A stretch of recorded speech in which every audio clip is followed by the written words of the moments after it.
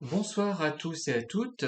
Je vais donc continuer mes commentaires, ou plutôt mes citations assorties de commentaires de cet ouvrage, dont je vous ai déjà parlé à quelques reprises, à 3 reprises, et ça sera la 4e vidéo. Donc, je continue.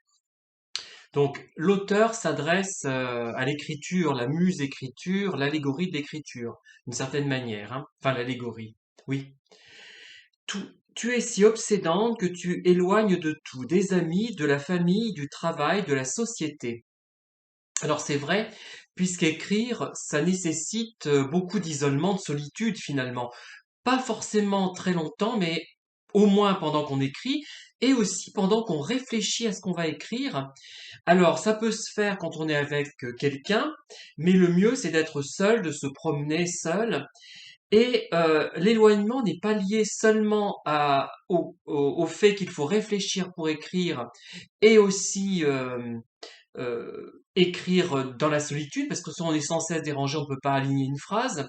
C'est lié aussi au fait que l'écriture va nous amener à faire des recherches sur Internet, dans d'autres livres que les nôtres, des recherches iconographiques, par exemple, j'en fais en ce moment, toutes sortes de recherches qui vont augmenter notre capacité à rechercher, qui vont augmenter nos connaissances, et plus on aura cette capacité à faire des recherches et plus on aura de connaissances, plus on se sentira éloigné des autres. Enfin, je suis peut-être un peu pessimiste, mais c'est vrai, Et ce qui fait qu'on va être en décalage avec les autres, ceux qui n'écrivent pas, parce que au niveau même des connaissances, on va les maîtriser mieux. Ça permet d'enregistrer pas mal de choses finalement.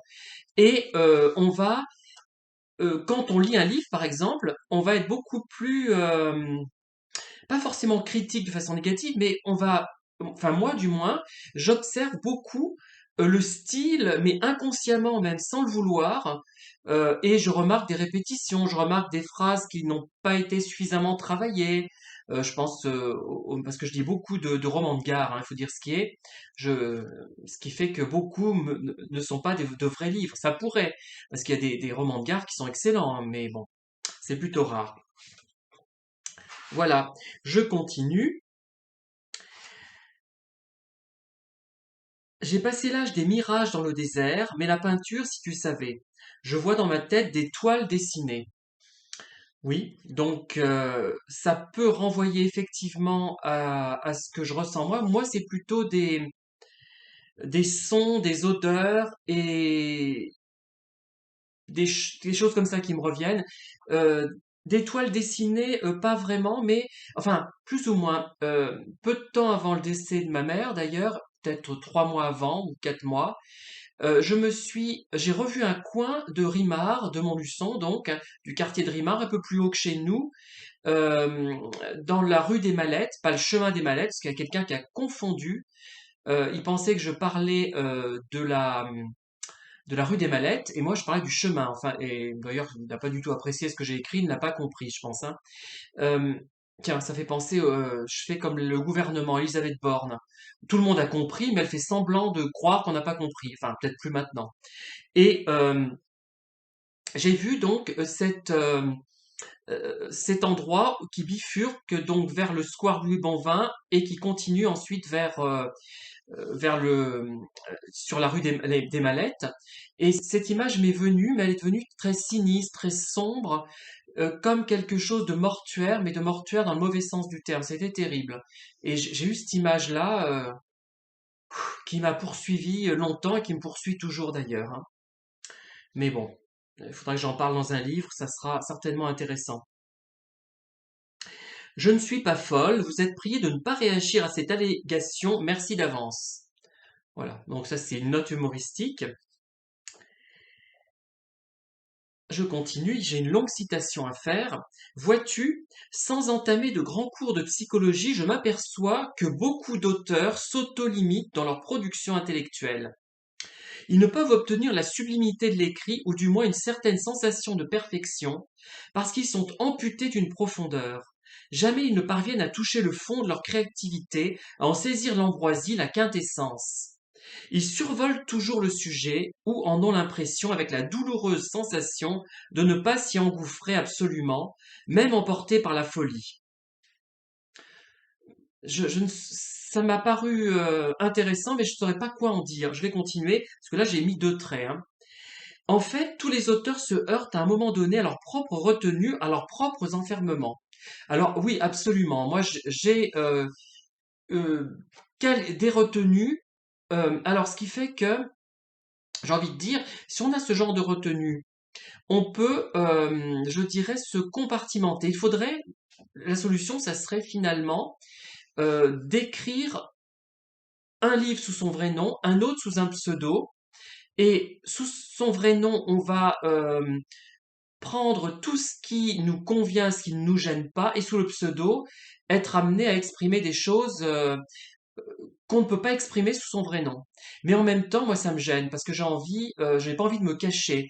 Et je me dis que si je ne peux pas exprimer certaines choses qui me gêneraient, je voudrais, ça me gênerait, enfin, il n'y a pas beaucoup de choses, mais il y en a quelques-unes quand même, eh bien, je préfère ne pas les exprimer parce que plutôt que de me cacher en les exprimant. Ça fait penser d'ailleurs à ceux qui vous harcèlent sur Internet et qui vous harcèlent par le biais de pseudos. Je trouve ça insupportable. Moi, si je dois dire quelque chose de désagréable à quelqu'un sur Internet, je le ferai avec mon vrai nom. Sinon, je ne le dis pas. Je préfère me taire et c'est peut-être pas plus mal, hein. Voilà. Alors j'ai pensé à une souscription proposée par l'éditeur. Avant de publier chez nous, prenez le forfait psychothérapie tout compris. Je sais ce que tu en penses, je mérite d'être enfermé. Oh non, certainement pas, nous ne pensons pas ça. Alors, là, ça a peut-être un peu passé. Le livre a été écrit en 2005. C'est vrai si c'est écrit ou si ça passe à la télé. Là, je vous laisse commenter vous-même, hein. Ainsi, ne me lisent-ils pas vraiment, mais préfèrent chercher désespérément l'empreinte dans les livres. Je t'ai reconnu dans tel personnage. Je parie que tu as écrit ce passage en souvenir du jour où tu es tombé de vélo en 1978. Alors, moi, je crois que j'ai eu un petit peu ce problème. Et ce n'était pas des livres de souvenirs, c'était un livre qui avait été écrit à la première personne. Alors, effectivement, j'avais pris des éléments de ma vie, parce qu'on ne peut pas faire naître les choses du néant, mais ce n'était pas moi le personnage. Et beaucoup ont cru que c'était moi. Je pense, hein, beaucoup. Enfin, il y a tellement peu qui l'ont lu que on peut pas dire qu'il y en ait beaucoup qui ont cru que c'était moi. Et sur le fond, pardon, mais je me fous de tous les commentaires qu'on peut faire sur ce que j'ai écrit, parce que généralement, quand je présente un livre au public, ça fait bien longtemps que je suis passé à autre chose. Bon, si l'auteur tombe sur mes vidéos, ça ne lui fera ni chaud ni froid, peut-être, je ne sais pas. Enfin bon, moi je vois ce qu'elle veut dire. Euh, mais pour que je passe à autre chose, il faut un certain temps quand même qui s'écoule, hein. C'est un an après peut-être. Et encore, je suis passé à autre chose au niveau de la forme, au niveau peut-être de la façon de présenter les choses, mais au niveau du fond, quand j'écris du moins une nouvelle ou un roman, parce que j'écris dans plein de genres, hein, vous le savez peut-être, euh, je ne, je ne passe pas tellement à autre chose. Finalement, c'est toujours le même livre que j'écris, mais avec des mots différents et avec une pensée qui s'est affinée, généralement, hein, voilà. Ah, tout le mal qu'on nous fait à vouloir notre bien.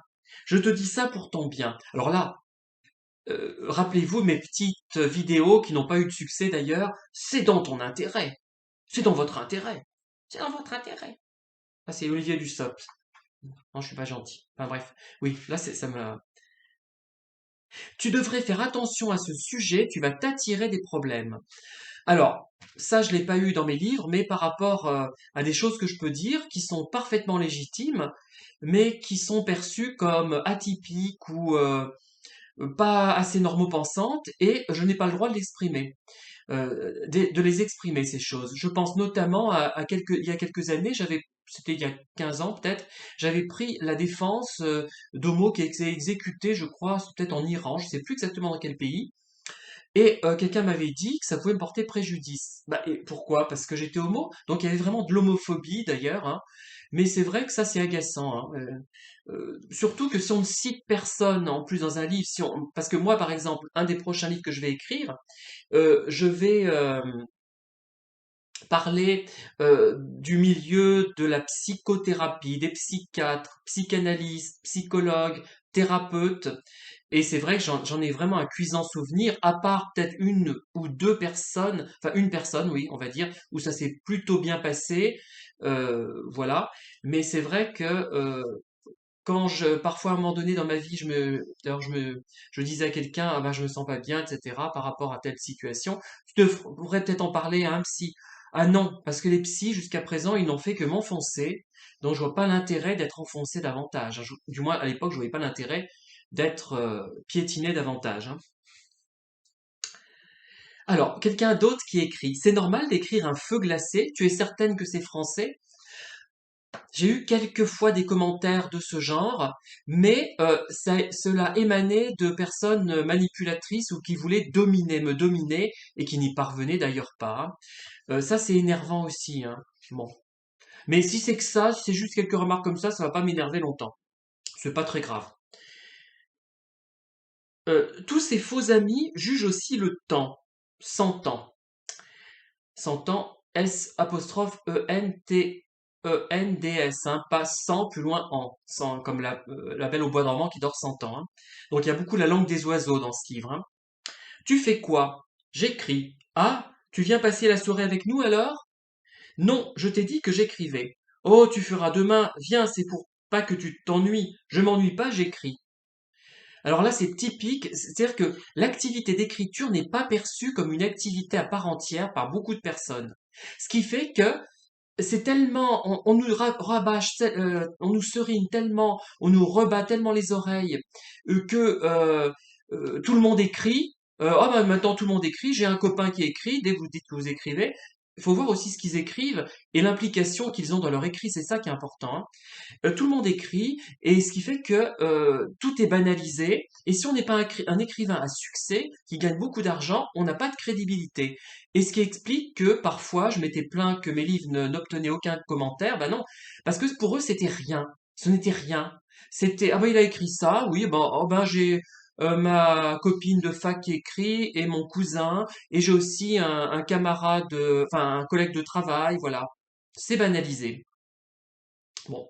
Et ce n'est pas perçu comme une activité, c'est-à-dire que on est censé s'ennuyer si on écrit, c'est-à-dire que vraiment on est peut-être dans la déprime, on n'a pas autre chose à faire. Ah, c'est monstrueux, enfin c'est le pauvre, il faut l'aider, il n'est pas obligé de faire ça, c'est un loisir, alors qu'ils comprennent pas que c'est une nécessité. Enfin voilà. Et ils vont vous inviter alors que vous avez justement quelque chose à faire. Tout de même, tu ne vas pas me dire, c'est pas bon de rester ainsi calfeutré à parler à une feuille blanche. D'ailleurs, c'est pas une feuille blanche, c'est un ordinateur. Enfin bref. T'es sûr que t'es pas dépressive au moins? Sors, ça te fera du bien.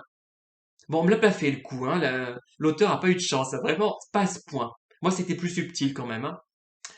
Il n'en est pas un pour imaginer que sortir 300 pages, ça prend du temps, beaucoup de temps. Effectivement. Quoique ça dépend, hein. Vu certains thrillers, pardon, excusez-moi, mon accent n'est pas bon. Je ne sais pas si ça a pris tant de temps que ça, hein. Il faisait 400 pages, mais vu que l'écriture n'était pas du tout, vu que, voilà, c'est pas joli cette tournure. Je parle mal moi aussi. Compte tenu du fait que, est-ce que c'est mieux? Oui.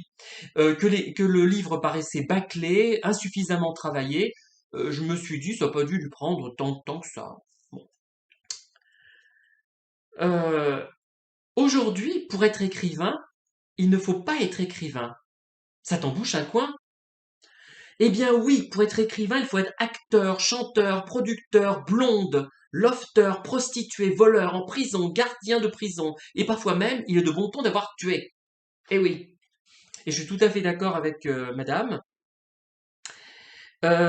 Effectivement, euh, parce que les gens ne cherchent pas une œuvre créative, ils cherchent à passer un moment. C'est-à-dire que pour se alors, mea culpa, je plaide coupable aussi. Je lis énormément de romans de gare parce qu'en ce moment, je suis un petit peu anxieux, anxieux par la vie, par le travail, par la situation des retraites, par la situation du vieillissement que je connais. J'ai 56 ans, j'ai des doutes, je me sens pas très bien. Je commence à pouvoir faire moins de gymnastique, etc. Donc, pour me calmer, je fais des mots fléchés de force 3 ou 4 ou 3-4, 3-4 plutôt, 3 ou 3-4. Voilà. Et ça me calme, donc je plaide coupable. Mais quand je lis ces livres, j'ai conscience que ce sont des livres sandwich, un sandwich genre SNCF, pas très bon, pour me passer un moment. Mais en même temps, on peut tomber sur de bons produits aussi, hein. Et les gens cherchent des livres racoleurs. Rappelez-vous récemment le livre de Roselyne Bachelot, là, qui est, voilà. Euh, et effectivement, elle explique que si elle avait assassiné quelqu'un, elle aurait été, son livre aurait sorti chez un grand entre guillemets, Lafon par exemple. Ils font des choses très racoleuses, je crois eux, hein. Voilà. Par contre, j'ai vu Presse de la Cité, mais qu'est-ce qu'ils publient comme mauvais livre? Mais c'est inimaginable. À tel point que je me suis dit, mais je leur avais écrit il y a quelques années, tellement le livre que j'avais lu, publié chez Lafon, était mauvais. Et j'avais dit, mais euh, on peut en vous payant, vous acceptez de nous éditer, je sais pas, Lafon, c'était aux Presses de la Cité, vous acceptez de nous éditer parce que j'ai lu un livre tellement mauvais, tellement nul, que je me dis, c'est pas possible, il a payé pour être édité, cet homme-là. C'est un conte d'auteur déguisé. D'ailleurs, les contes d'auteur, je le précise, sont pas tous mauvais, hein. C'est parfois des livres qui sont atypiques, qui sont difficiles à caser, ou alors il faut tellement négocier, tellement se perdre du temps à négocier, qu'on n'a pas envie de le faire, et on préfère soit être un conte d'auteur, soit, mieux encore, être en auto-édition, hein, voilà. Donc là, elle fait oui. Que les chanteurs qui ne savent pas écrire aillent chanter au lieu d'avoir recours à des nègres, surtout si c'est pour raconter leur courte vie qui n'intéresse personne. Effectivement, moi quand je m'intéresse à un chanteur ou un acteur, je m'intéresse, bon, si les grandes lignes peut-être de sa vie, savoir à peu près qui c'est, mais je m'intéresse surtout à l'analyse de son art, comment il travaille sa voix, comment l'acteur prépare ses rôles, pourquoi il choisit tel rôle plutôt qu'un autre, comment elle a vécu ce tournage, etc. C'est toujours bon. J'aime bien avoir les grandes lignes, mais c'est toujours relié au film ou ce que la personne chante, hein. Ou est-ce qu'elle voilà. Euh, alors,